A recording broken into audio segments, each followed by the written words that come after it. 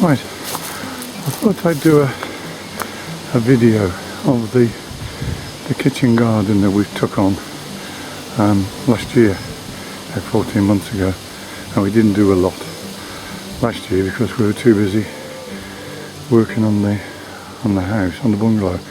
But I've been up here this morning. This was a bit weedy, as you can see, so I've had Big Bertha out over there. I'll look at her in a minute. She works well. So basically it's got I don't know, 12, 14 foot wall around most of it.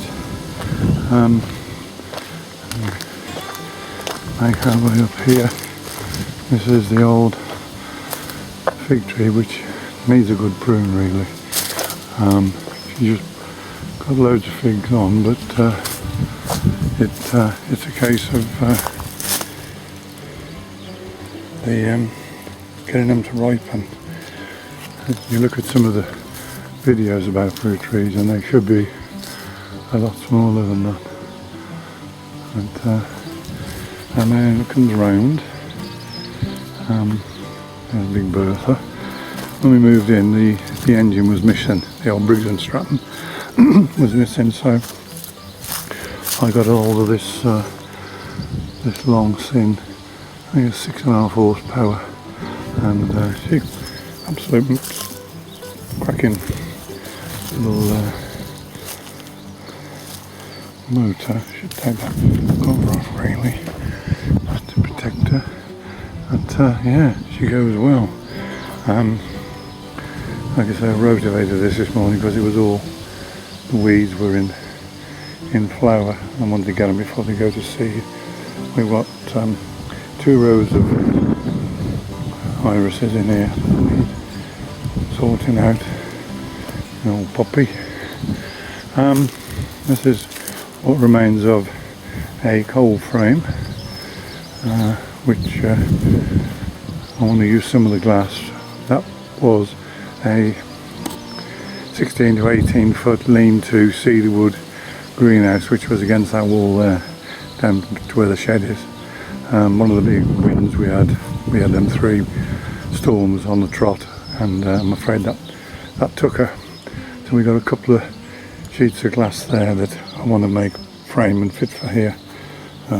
Bit of lettuce in there at the moment, and 9 sweet corn to follow on the sweet corn that we've got.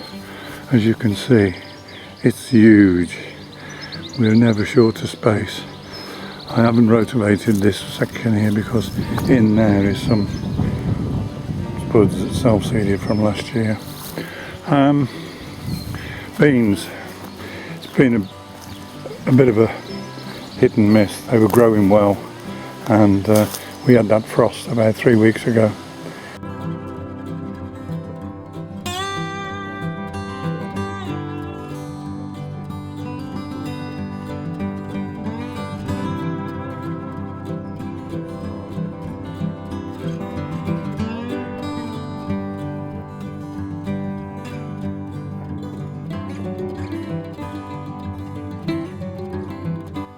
With the Achilles tendon or something, what it attaches it. I'm perfectly alright now, but it kept me away from here. In amongst this lot here is turnips. Now, I've trimmed this muckweed this morning just to stop it going to seed, because in here, you can see here, I think it's the old pigeons. They've decimated the leaves of the plants, and I've noticed that obviously they can't get to the leaves in that lot there. So I've decided to leave this. I've just trimmed the top, take the flowers off. I put 50 strawberry plants in before Christmas, which are doing well. They've got runners all over the place this year, so those runners will be started, and there'll be enough to fill in the odd gap where I've lost 1 or 2, and then another row. So we've got 3 rows of strawberries then, so we'll have 2 rows producing fruit next year. And then maybe a couple of rows for youngsters. Onions are doing absolutely brilliant. Been up here this morning and my good lady has spent a few hours weeding the onions. They're doing well, but we were surprised we put some red onions in and we can't find the bloody things. So never mind. The last guy was here. This was 2 rows of asparagus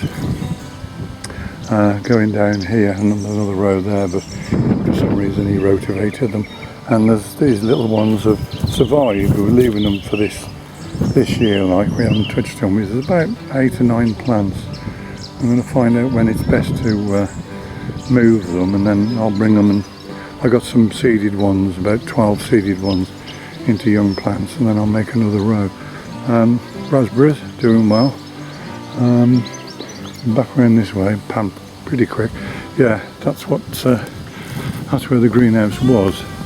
I started, I've never done them before. I've tried peas in a bucket, and they're doing well. All this rain there, swelling up nice, along with the peas that are over here, which fortunately I didn't get the wire off in time, and they've grown through the wire, which supports them, I suppose, but they're okay. They're not going to come to no harm.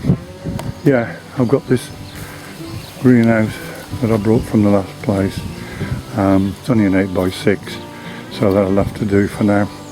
I'm going to put timber. I've been finding timber from around the farm, and I'm going to make sort of make a 6-inch rise. That'll give us a bit more headroom because I'm 6'2" and forever banging my head. I've tried carrots in a bucket, which are doing well. There's 2 buckets of spuds there. They're doing well, they're coming into bloom. Carrots on the end there. I've just put in about 14 tomato plants. They're in there.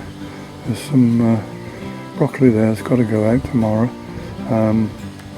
Raspberry cane that I started for one of my daughters. Got to start another one for the other daughter. Pear tree, which it does have some nice pears, but it's a damn good prune. I'll do that when I get round to it. The old shed that needs refelting, which is in that cardboard box there. The muck heap, as you can see, where all the bloody muckweed's coming from, bonfire. And then we go down this side. I have to get the rotavator on this, and this is what we're putting up with. Bloody things go to seed, and then that's the trouble. But raspberries are coming on nice. Peonies didn't last very long this year. The wind and the rain sort of give them a good hiding. Really shame, really. It was a shame. Cool potatoes. Got 3 sweet corn there. And the other sweet corn are coming down. Those are from last year. Didn't get dug. These beans, French beans, are very slow. It looks like there's only about 5 or 6 of them that are germinated. Cut and come again lettuce, broad beans, another row of carrots there. That is, I'll have to back up because I can't get this in. That is a rhubarb patch. Yeah, that's where I had the rhubarb from to do my rhubarb jam and the rhubarb wine. Yeah. So there's the old Great Wall of kitchen garden. We got we go over here. We got blackcurrants, and these have coloured up this week alone. Really going well. Blackcurrant jam later. Red currants over there. This used to be a cage, as you can see, but 4 courgette plants. in a row, give them plenty of room. Got them in a bit tight last year and they crowded each other out. And there's the old red currants. They're doing well. That's some red currant jam. Another one. There was a guzzcog in here. He died. There's some lettuce down there. Munch toot. There's a row of munch toot there which is just about showing its head down there. Artichoke, which we don't use, but we give them away. And then that's looking from the path, looking back up the looking back up. Aldonias look really brilliant this year. A bit more weeding to do tomorrow. And that's about it. Oh, this is interesting. I keep this in. I found this, and it's the old rain meter. And look at it. It's absolutely full. Hang on a minute. Let me turn it round without spilling it. I'll see. Oh, here it is.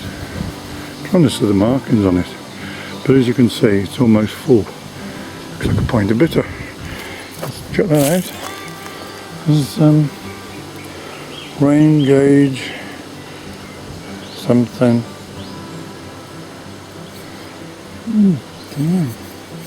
Oh, there's the thing. Looks like a 1 inch there. So yeah, put that in there. Put that back. See how much we catch tonight, because that over there looks a bit black, and they forecast a bit of rain.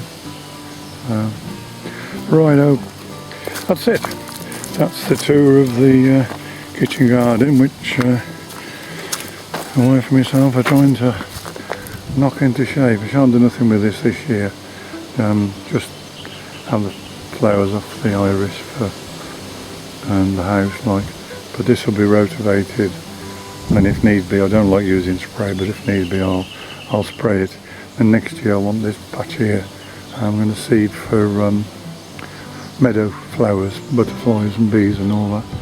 And then hopefully by next year we'll have a cold frame done, the greenhouse up,